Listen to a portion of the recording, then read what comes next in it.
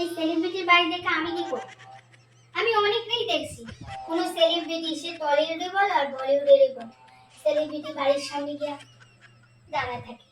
কেন না সেলিব্রিটি বাইরে এবে গাড়ির কাজটা একটু নিচু করে ওদের এরকম করে, তার জন্য ঘন্টার পর ঘন্টা কাটায় দেয়।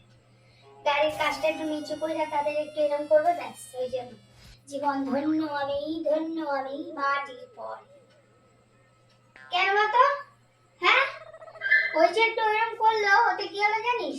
তাতে যারা এতক্ষণ দাঁড়া ছিল তারা মনে হয় তাদের ব্যাংক ব্যালেন্স, তাদের লোকাল পরকাল সবকিছু দায়িত্ব সেলিব্রিটি নিয়ে বাইরে গেল। এটাই মনে হয় হবে। না না, অতক্ষণ দাঁড়া থাকে গাড়ির কাজকর্ম ফেলে, নিজেদের চাকরি বাকরি ফেলাও দাঁড়া থাকে, শুধু ওইটুকু দেখবে বলে।